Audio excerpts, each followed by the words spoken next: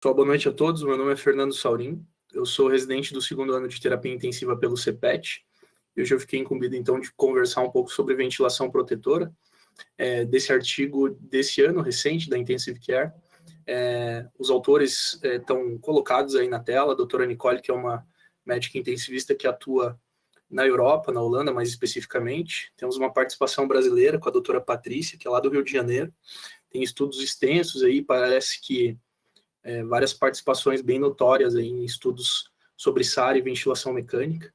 E o Dr. John Leff, que é médico intensivista também, que atua no Canadá, em vários estudos aí focados na área da SARA e do assunto então em questão. É um artigo muito interessante sobre basicamente uma linha do tempo resumida, uma linha do tempo obviamente muito extensa, mas bem resumida, sobre da onde surgiu o conceito de ventilação protetora e como se traçou, então, esse caminho. Aqui eu começo colocando um artigo de 1974, que foi quando começou a se ganhar forma o conceito de barotrauma e de Ville.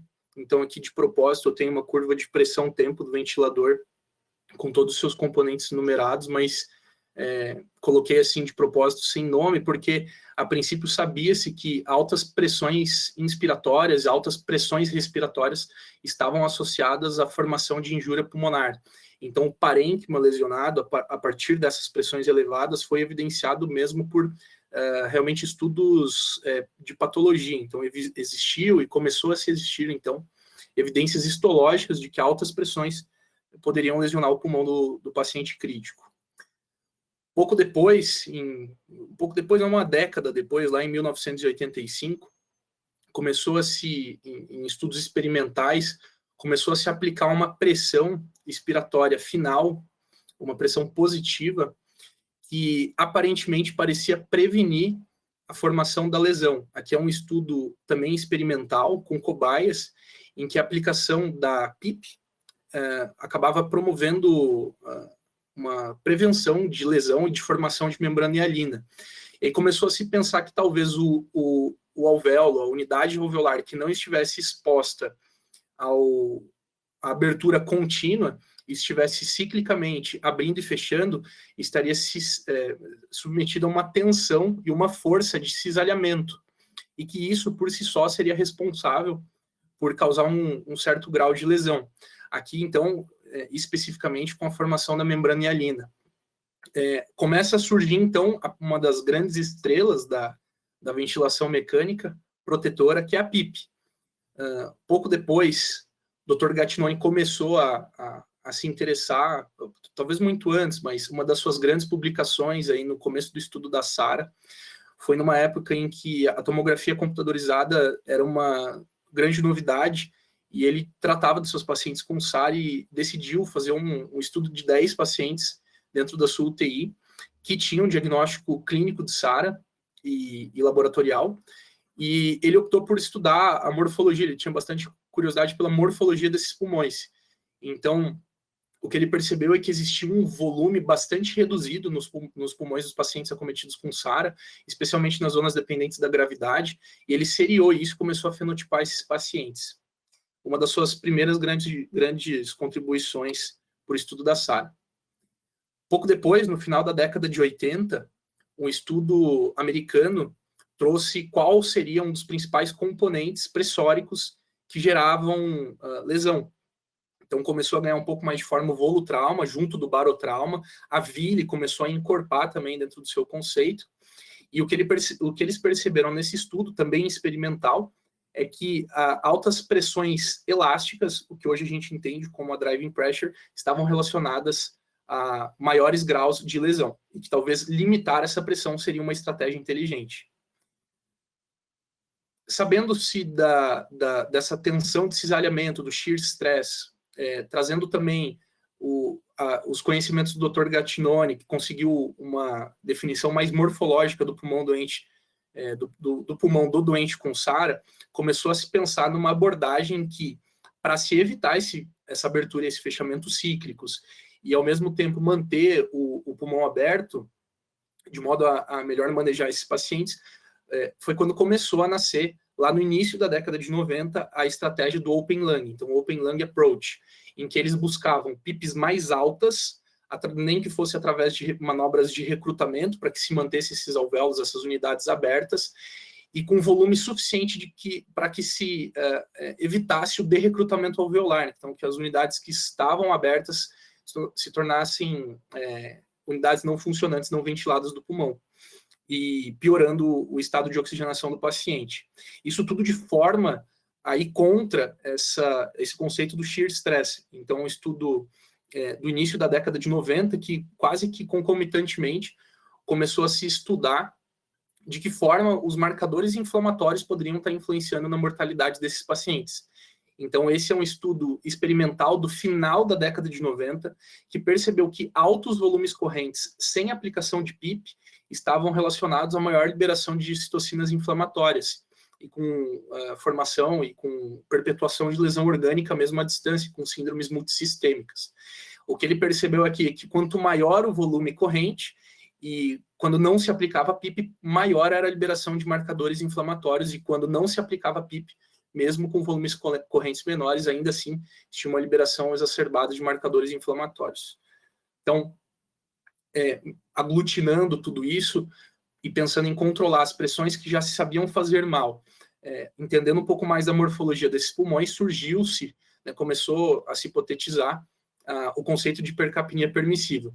Um grupo de intensivistas da Nova Zelândia, lá no início da década de 90, percebeu que os pacientes deles, a partir do momento em que eles não davam tanta atenção para a gasometria arterial e para os achados de PaCO2, por exemplo, e pH, e sim se limitasse a pressão elástica através de volumes correntes menores, com uma pressão de platô menor, eles tinham melhores desfechos. Então, foi um grande ganho para o manejo desses pacientes e para a formação de protocolos a partir daí.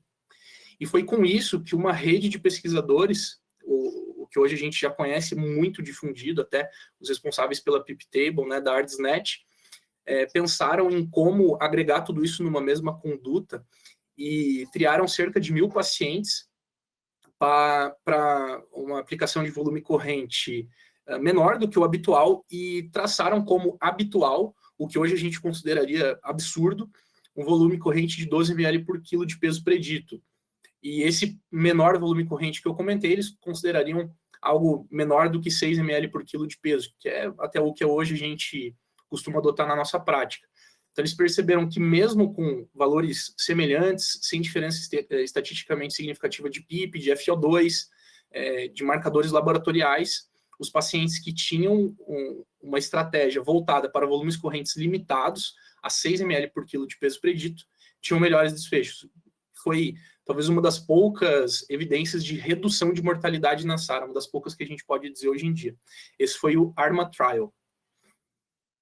Junto a isso, o que se sabia, claro, tinha-se um conhecimento fisiológico bastante extenso sobre a fisiologia respiratória, mas isso não era tão aplicado.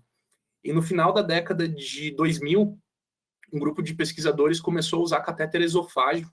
Já antes existiam-se, já se estudava isso, já existiam evidências a respeito, mas um grupo de pesquisadores tentou guiar a PIP através da pressão esofágica, partindo do pressuposto fisiológico de que a pressão esofágica, a variação na pressão esofágica é semelhante à variação da pressão pleural.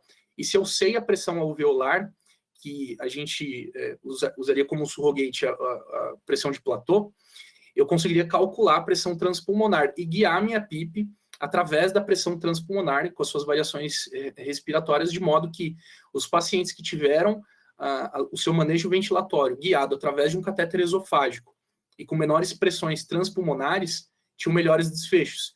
E não é à toa, uma vez que a pressão transpulmonar, ela é quem é responsável, no fim das contas, pelo strain. E só voltando, isso hoje é um conceito fundamental de fisiologia respiratória, especialmente nos nossos pacientes. O strain, ele seria a deformidade que resulta dessa pressão transpulmonar, onde o estresse seria são ambos conceitos físicos que também o Dr. Gattinoni tentou solidificar bastante na medicina intensiva, no cuidado ventilatório. O estresse seria a pressão necessária para que se deforme, que se expanda o alvéolo, como força sobre área, dado nessa grandeza. e o strain, então, a deformidade que é resultante desse estresse, e esse estresse sendo entendido como uma pressão transpulmonar, sendo ela tanto dinâmica quanto estática como a pressão de platô, por exemplo, ou dinâmica, como mais para frente a gente vai ver que uma pessoa bastante conhecida por nós explorou como forma de proteger os pulmões da lesão pulmonar induzida pela ventilação. Na prática, uma das formas, existem eu trouxe 2 exemplos aqui, que foi o que o artigo colocou, mas na prática, como a gente pode aplicar o estresse à beira-leito, o conceito de estresse à beira-leito, é utilizando-se do stress index. Então, em condições de fluxo contínuo, aqui numa curva de fluxo-tempo em que existe uma curva quadrada, quando o fluxo é contínuo, eu consigo estimar o grau de recrutabilidade, de distensão e de recrutamento otimizado, através do formato da ascensão da curva de pressão no ventilador, na análise gráfica mesmo, quando uma concavidade para baixo indica um stress index abaixo de 1 no pulmão recrutável, igual a 1 no pulmão cuja recrutabilidade está otimizada, e menor do que 1, e maior do que 1, no caso, quando existe sobredistensão alveolar. Algo que a gente pode facilmente fazer beira-leito, especialmente quando a gente está lançando mão das medidas de resistência e complacência para o nosso paciente. Além disso, uma participação brasileira bastante notória aí do Dr. Marcelo Amato, lá de São Paulo, quando ele estudou o strain dinâmico. O strain dinâmico aqui, que ele, só entendendo como um substituto da driving pressure, onde ele percebeu que limitar a driving pressure, não vou ficar chovendo no molhado aqui, né, mas onde limitar a driving pressure dos pacientes com SARA diminui a mortalidade, de maneira geral e bastante resumida, né. Então, já muito mais para frente, aqui que a gente já passou da década de 2000, a gente está há poucos anos atrás aqui, talvez, começou a se questionar a estratégia de Open Lung. Talvez aplicar altas PIPs, independentemente do volume corrente que está sendo imposto ao paciente, existiria uma série de prejuízos fisiológicos que eu poderia prevenir se eu permitisse que a área que está atelectasiada continuasse atelectasiada. Então, essa série de pesquisadores aqui também com participação da doutora Patrícia e de vários outros pesquisadores e intensivistas brasileiros, pensou-se que a atelectasia permissiva poderia ir na contramão daquilo que o Open Lung poderia promover, de negativo. Nesse caso, então, uma ventilação mais homogênea daquele pulmão que já está, daquelas unidades alveolares que já estão abertas, menos shear stress e menos instabilidade alveolar, consequentemente, menos hiperinsuflação e menos vile, o que seria o mínimo hoje em dia, porque a gente sabe que o que a gente quer fazer num paciente gravemente enfermo respiratório é não provocar dano com a ventilação mecânica. Então, uma contrapartida àquela estratégia inicial do Open Lung que se parecia bem estabelecida, mas que foi também, claro, confrontada com o acúmulo das evidências.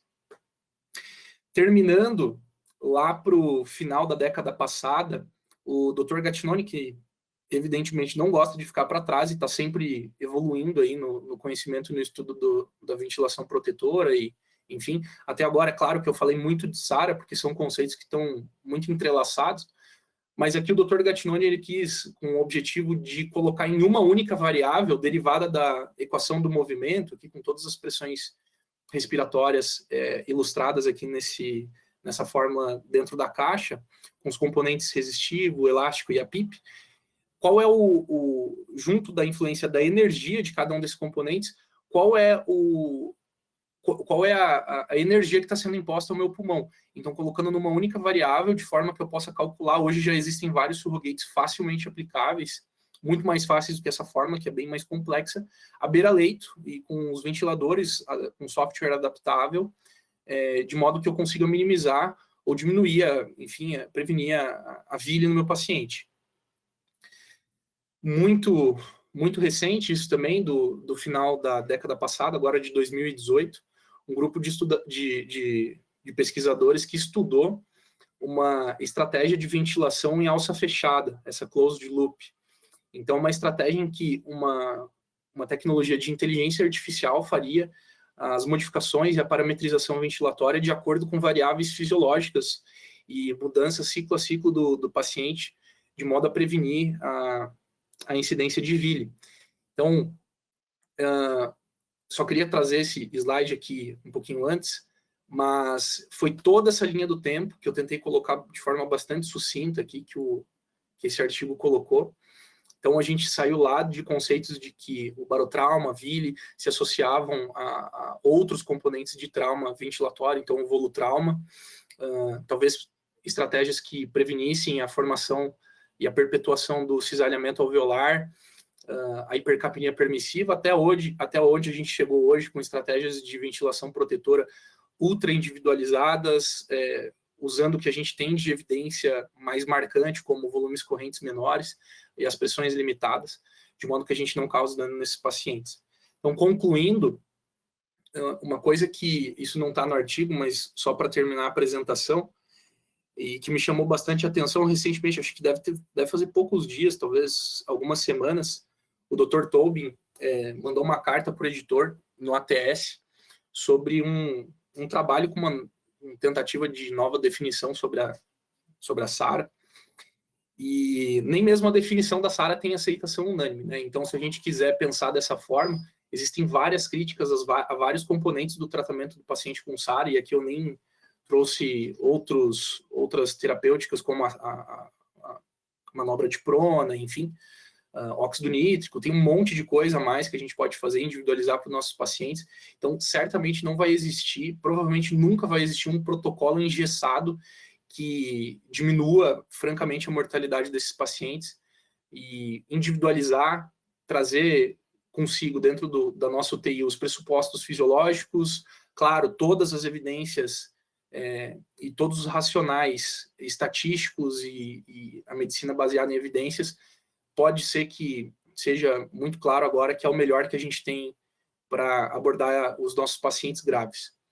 E não só isso, é importante lembrar que cada vez mais está entrando à tona aí, está vindo à tona o quanto a estratégia ventilatória protetora não se limita a pacientes com SARA, apesar de eu ter repetido isso bastante vezes na minha apresentação. Talvez todos os pacientes que estão sendo ventilados mecanicamente na UTI se beneficiem de ter o mínimo estresse possível, o mínimo strain possível, pressões limitadas e um volume corrente baixo. Salvo, claro, exceções, pacientes neurológicos que se beneficiem de aumentos temporários, enfim. O que importa é a gente individualizar o tratamento e tentar aglutinar essas evidências todas para o benefício do doente respiratório. É isso. Muito bom, Saurim. Mais uma vez, as tuas apresentações são muito claras. Acho que